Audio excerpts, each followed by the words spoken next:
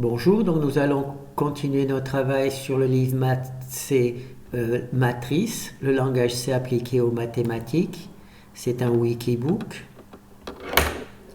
Alors on a vu dans un premier temps les utilitaires, maintenant nous allons voir les matrices. Donc on va voir le chapitre la création des matrices. Alors je vais essayer de vous présenter ma manière personnelle, la manière personnelle dont j'ai créé mes matrices, la truc.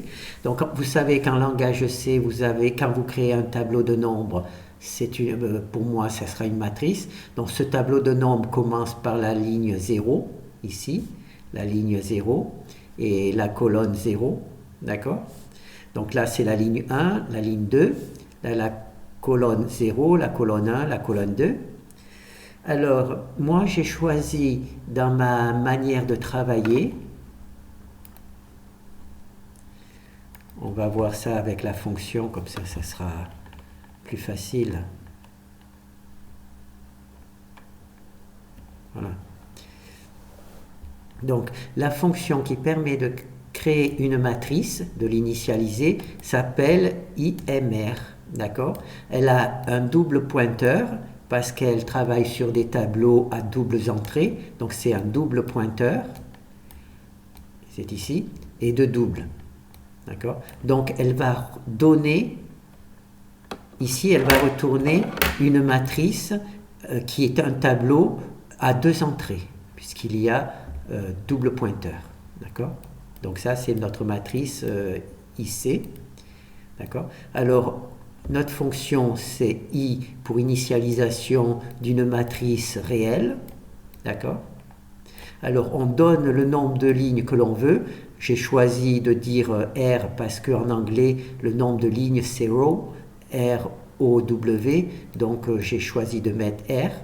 Et C pour colonne, le nombre de colonnes, c'est colonne en anglais, donc on obtient la même chose. Alors, la première chose que l'on va faire au moment où l'on crée une matrice, on va juste vérifier que le nombre de lignes et le nombre de colonnes de la matrice est au moins est supérieur ou égal à 1. Disons que là, si on propose comme nombre de lignes un chiffre inférieur à 1, naturellement 0, moins 1, moins 2, moins 3, on quitte de manière brusque le programme parce qu'il y a eu un problème naturellement quelque part. Si le nombre de colonnes est 0 ou moins 1, là aussi c'est qu'il y a eu un problème quelque part, ou négatif, c'est qu'il y a eu un problème quelque part, donc on quitte de manière brusque le programme. On indique que le nombre de lignes et de colonnes d'une matrice doit être un nombre positif et que le problème a eu lieu dans la fonction IMR, d'accord? Dans la fonction d'initialisation, c'est-à-dire dans cette fonction. Donc si la personne met un nombre qui n'est pas 1 ou supérieur à 1 pour le nombre de lignes ou 1 est supérieur à 1 pour le nombre de colonnes, on arrête tout de suite. Donc ça c'est la première partie. Alors là, je vais vous expliquer maintenant. Donc là, c'est le nombre de lignes et le nombre de colonnes que je souhaite du point de vue mathématique. Si je veux 10 lignes et 10 colonnes, je marquerai ici 10 lignes et 10 colonnes. Et dans le langage C, il va rajouter une ligne et une colonne. Pourquoi? Parce qu'en langage C, comme vous savez, les tableaux commencent par 0. Donc moi, si je veux ici, par exemple, une matrice, si je veux une matrice de 2, d'accord? Eh bien, je vais avoir en fait, en langage C, une matrice 3-3 mathématique, d'accord? En langage C, je vais avoir une matrice 3-3, d'accord? Pourquoi? Parce que tout simplement, en langage C, il y a la ligne 0 et la colonne 0. Et moi, j'ai choisi de dire que si je veux une matrice de 2, c'est-à-dire cette matrice-là, d'accord? Eh bien, moi, je vais vous offrir une matrice 3-3. Qu'est-ce qui va être intéressant pour moi de neutraliser la ligne 0 et la colonne 0? Eh bien, Donc là, pardon, bon, ça on va l'enlever. Là, vous avez vu, vous me demandez une matrice de 2, c'est-à-dire ici, vous me demandez une matrice de 2. Moi, en langage C, je propose une matrice 3-3. Je ne vous le dis pas, je le fais. Voilà. Je rajoute juste une ligne et je rajoute une colonne. D'accord? Et donc moi, quand vous m'avez demandé la matrice de 2, moi, en langage C, j'ai une matrice 3-3. Ça veut donc dire que j'ai la ligne 0 et la colonne 0 qui sont disponibles pour autre chose. D'accord? Alors là, comme vous avez compris, je vais rajouter une ligne et une colonne à ce que vous me demandez. Vous n'allez pas vous occuper, si vous avez besoin d'une matrice 3-3, vous marquez 3-3. Si vous avez besoin d'une matrice 4-5, vous mettez 4 lignes et 5 colonnes. Vous ne cherchez pas à comprendre. C'est le logarithme, la partie langage C, qui, elle, va automatiquement en rajouter une. D'accord? Quel est l'intérêt de ça? Nous allons voir tout à l'heure. Alors maintenant, ensuite, toute cette partie-là, ça concerne la création d'un espace, d'un tableau dynamique à 2 entrées. Hein, un tableau à 2 entrées. D'accord? Donc on voit ici, on crée avec malloc, là c'est pour les lignes. D'accord? Et là, on crée, on complète avec les colonnes, toujours avec un loc. Si jamais ici, donc là c'est juste la fonction pour créer l'espace. Si jamais l'espace n'est pas possible, on s'arrête. Ici aussi, on crée l'espace. Si l'espace n'est pas possible, on s'arrête. Et là, c'est la finition de l'initialisation. D'accord? Donc tout ça, c'est la création. Donc là, on le saute. Hein. C'est un petit peu trop complexe pour moi. Pour vous, ce sera peut-être très bien. Si vous voulez approfondir, il suffit d'aller dans la fac, dans ce groupe, et récupérer la fac. Vous allez récupérer les explications pour la création de ce type de matrice. Alors là, nous avons, donc là, on a créé donc notre espace. Notre espace, il est créé. D'accord? J'ai demandé une matrice de 2. Mon espace de matrice de 2 est créé, c'est-à-dire c'est ici. Mon espace de matrice de 2, c'est ici, donc je suis content. Je ne le suis pas au courant, mais en fait, le langage C m'a offert une matrice 3-3, d'accord, où il y a 3 lignes et 3 colonnes. Ceci est dû au fait que, en langage C, naturellement, les tableaux commencent par 0. Donc moi, je me suis juste contenté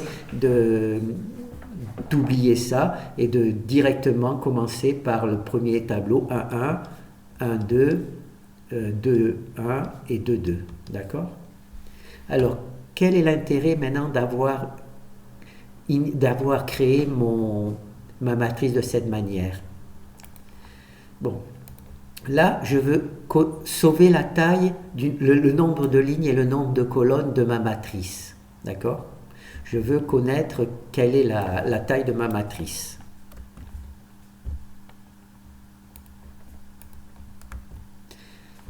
Voilà.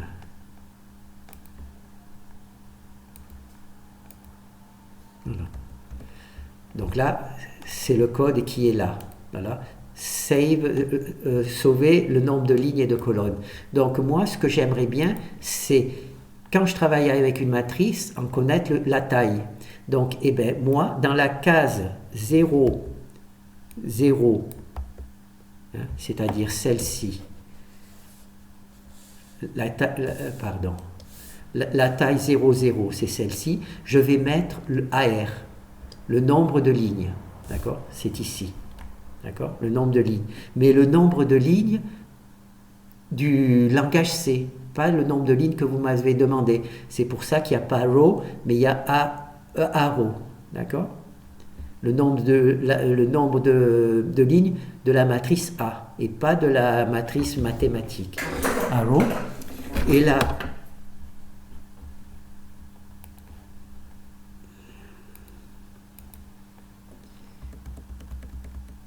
un, 0.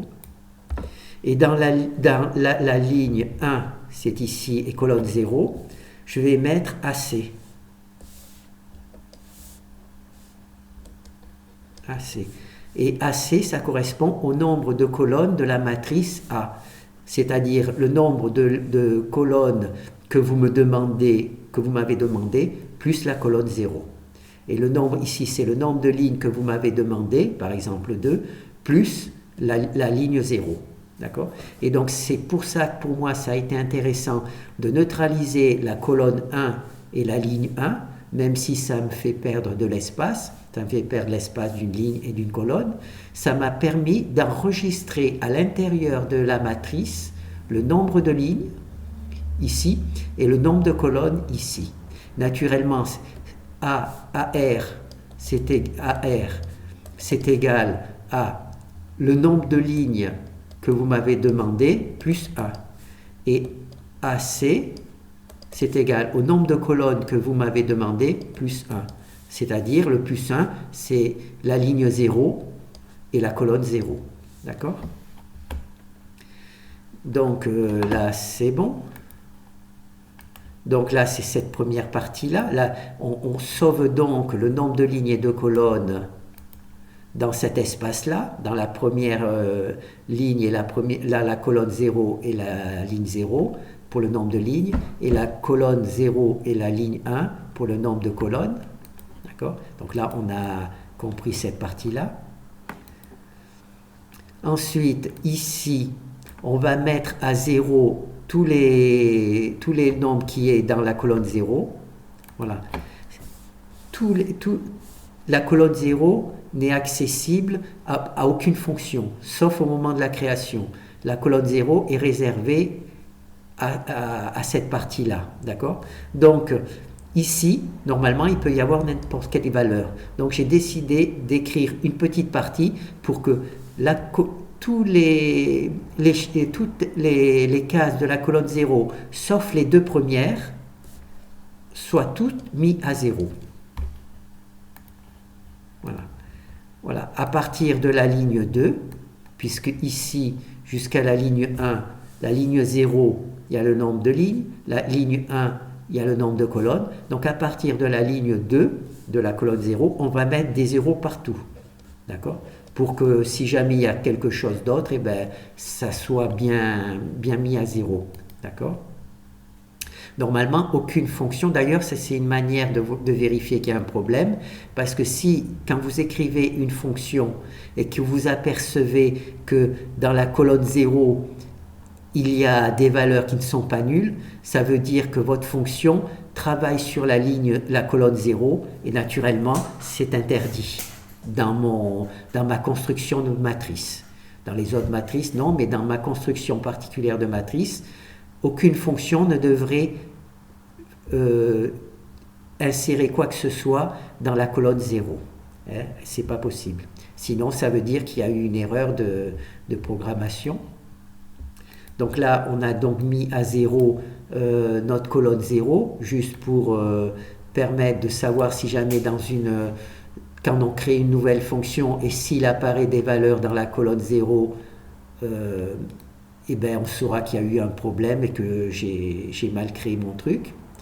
Et ici, j'ai décidé d'indexer les colonnes de la ligne 0. Voilà. Donc là, c'est ma colonne 0, il y a des zéros partout. Par contre, dans la ligne 0, c'est ici, d'accord, j'ai décidé d'indexer. C'est-à-dire que la première colonne, ici, là, la colonne 0, il y aura le nombre de lignes. Mais par contre, dans la première colonne de la ligne 0, il y aura 1. C'est ici que c'est marqué, d'accord? On commence par indexer les colonnes, d'accord? On commence par la colonne 1, on va jusqu'à la dernière colonne et on indexe ici, d'accord? Là, c'est la ligne 0.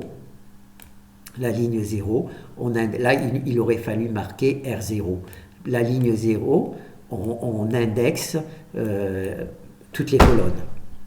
Ça veut dire que à la fin de la création de la matrice, ici il y a 2, 3, et puis 4, et ainsi de suite. D'accord? Donc là, j'ai indexé ce travail parce que j'en aurai besoin pour plus tard. Alors plutôt que d'introduire cette indexation quand j'en ai besoin, j'ai préféré directement lors de la création, même si ça augmente peut-être un peu la durée de création de matrice, indexer immédiatement la ligne 0. D'accord ? J'en aurai besoin plus tard. Donc là, c'est bon. Et ici, voilà, ici, on met à 0 la matrice. D'accord ? Cette fonction-là permet de mettre, on va aller la voir, hein. Cette fonction-là permet de mettre tous les coefficients de la matrice A à 0. La matrice A, c'est la matrice que l'on fabrique, hein. Elle s'appelle ça. Ça veut dire que toutes ces valeurs-là, à la fin de la création, seront égales à 0. Donc ici, ça sera égal à 0 pour justement... Pour la colonne 0, si jamais il y a des valeurs ici, ça veut dire qu'on a fait une petite erreur quelque part. On a utilisé la colonne 0 alors qu'on n'en avait pas le droit. Ici, dans la première ligne, il y a les index. On a indexé les colonnes. 1, 2, 3, 4, 5. Dans la majorité des cas, on n'aura pas besoin de cet index. Mais pour 2 ou 3 cas particuliers, on aura besoin de cet index. Donc j'ai préféré directement l'inscrire dès la création de la matrice, comme ça je n'ai plus à construire cet index plus tard. Et sinon, il y a la fonction, comment ça s'appelle, M0 ici, qui va mettre à 0 tous les coefficients de la matrice. D'accord ? Alors la fonction qui permet de mettre à 0, on va la voir tout de suite. Alors, c'est matrice spécifique. Donc, c'est la matrice ici, elle met à 0. Donc, elle fait... il y a 2 boucles for qui permettent de parcourir toute la matrice. Et elle va simplement mettre des 0 à tous les coefficients. Donc, on parcourt la matrice avec 2 boucles for. Et une fois que toute la matrice est parcourue, au fur et à mesure, on met des coefficients à 0. D'accord ? Et on retourne la matrice. Voilà. Donc ça, c'est bon. Donc maintenant, on va retourner dans la création de matrice. Donc, ce qu'on a vu, c'est que la création de matrice, c'est IMR, c'est le nom de la fonction. Comme elle fait un tableau de 2 à 2 entrées, c'est un double pointeur. Et comme elle va fournir un tableau de double, c'est ici. Et ce tableau de double va sortir ici. Il s'appelle A. D'accord ? Parce que la matrice que j'ai décidé de construire s'appelle A. D'accord ? Alors, lorsqu'on utilise la fonction pour créer des matrices, on donne simplement le nombre de lignes et le nombre de colonnes. D'accord ? Alors là, elle vérifie dans un premier temps que le nombre de lignes et de colonnes n'est ni 0 ni un nombre négatif. Sinon, on sort. On ne cherche pas à comprendre si vous donnez un nombre 0 ou un nombre négatif. Si le nombre n'est pas 0 ou négatif, elle va simplement rajouter une ligne et une colonne à ce que vous avez demandé. Vous travaillez en mathématiques, donc vous donnez vraiment le nombre de lignes et de colonnes que vous vouliez pour votre matrice, mais en langage C, on va rajouter une ligne et une colonne, tout simplement pour pouvoir neutraliser la colonne 0 et la colonne 1 pour notre utilité personnelle. Alors là, il y a toute la partie qui permet de créer réellement la matrice, l'espace alloué à la matrice, le tableau de nombres. Donc ça, c'est un truc dynamique. Si vous voulez essayer de comprendre, vous allez dans le groupe Compute Langage C Group, regardez sa fac et vous essayez de comprendre comment fonctionne la création de matrices par cette méthode. D'ailleurs, si ce fichier s'appelle VIM2, c'est parce qu'il y avait 2 versions. Et donc, j'ai écrit au début, j'avais écrit la version 1 et 2. Et ensuite, je me suis rendu compte que utiliser deux formules pour créer des matrices, c'est ridicule. Donc j'ai supprimé la version 1 et j'ai gardé que la version 2. C'est pour ça que VIM s'appelle 2, alors qu'il y a eu un VIM 1 qui était une autre manière, une deuxième manière que l'on peut créer des matrices, des tableaux de matrices dynamiques. Donc là, on a notre fonction. En langage C, en mathématiques, on décide d'avoir R lignes et C colonnes. On vérifie que ce nombre de lignes et de colonnes n'est pas négatif ou zéro. On rajoute une ligne et une colonne au nombre proposé pour neutraliser à nos biens personnels la ligne 0 et la colonne 0. Ici, c'est toute la partie qui crée l'espace mémoire. Donc il y a deux malloc, un pour les lignes et un pour les colonnes. Ces deux malloc permettent de créer notre tableau. D'accord? Alors, ici, on sauve le nombre de lignes et le nombre de colonnes. On se rappelle, c'est ici. AR, le nombre de lignes et le nombre de colonnes. Et en fait, ce que l'on sauve, ce n'est pas le nombre de lignes et de colonnes que vous m'avez demandé, mais c'est le nombre de lignes et de colonnes du langage C. C'est-à-dire le nombre de lignes et de colonnes que vous m'avez demandé, plus 1. D'accord? Là, c'est le nombre de lignes que vous avez rentré ici. Le nombre de lignes de colonnes que vous avez rentré ici, plus 1. D'accord? Plus la ligne 0 et la colonne 0, ce qui me permet d'avoir la colonne 0 et la ligne 0 juste pour moi. Et donc là, on va sauver la taille dans l'espace mémoire ici. D'accord? Cet espace mémoire, c'est 0, 0. D'accord? C'est A0, 0 et A1, 0. D'accord? Ici et ici, on va sauver la taille. Donc il suffira de lire cette case pour connaître le nombre de lignes il suffira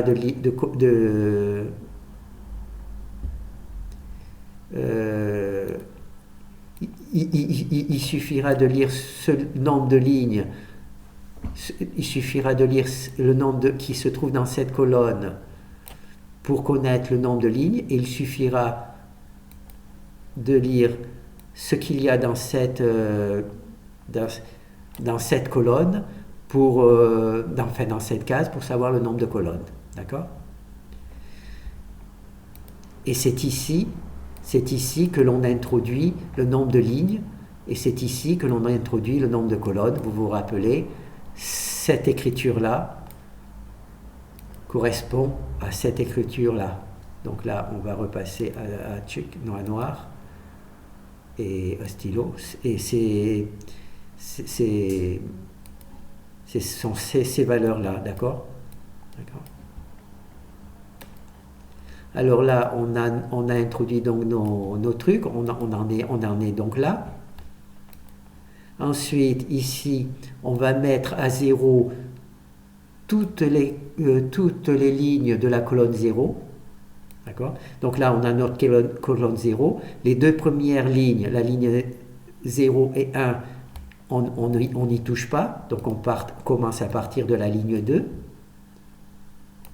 Et à partir de la ligne 2 de la colonne 0, on met des zéros partout. On met des zéros partout. D'accord? On met des zéros partout.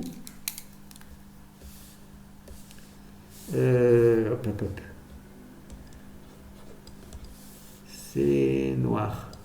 On met ici des zéros partout.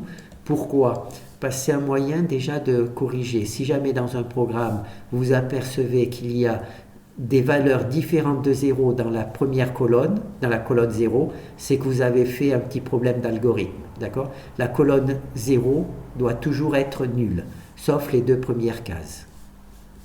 Donc ça, c'est bon. Ça, c'est cette partie-là. On a mis à 0 toutes les lignes de la colonne 0. Et ici, par contre, on indexe, en commençant par 1, toutes les cases de la ligne 1, de la ligne 0, pardon. De la ligne 0, d'accord? C'est ici. Ici, on met un 1. Ici, on met un 2. Ici, on met un 3. Ça, vous verrez plus tard qu'on en aura besoin. Donc, j'en ai profité de le mettre lors de l'initialisation plutôt que de faire une fonction qui va mettre un index, qui va indexer la matrice quand on en a besoin. Donc là, je sais déjà que toutes mes matrices sont indexées. Voilà. Donc, et ensuite, ici, c'est la fonction, vous appelez M0, d'accord? Et M0, c'est juste la fonction qui met des zéros partout. Il y a deux boucles for et qui parcourt la matrice et il ne cherche pas à comprendre, elle met des zéros partout, comme ça, mais naturellement, elle ne peut pas mettre des zéros ni dans la ligne 0, ni dans la colonne 0. On va voir la matrice, la fonction.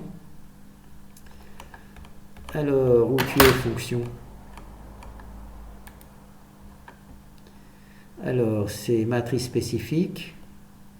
Voilà, 0. Donc, on commence par la ligne 1, d'accord, et la colonne 1. Donc, on ne peut jamais travailler sur la ligne 0 et la colonne 0. Aucune fonction n'a le droit, à part lors de la création, d'utiliser R0 et C0.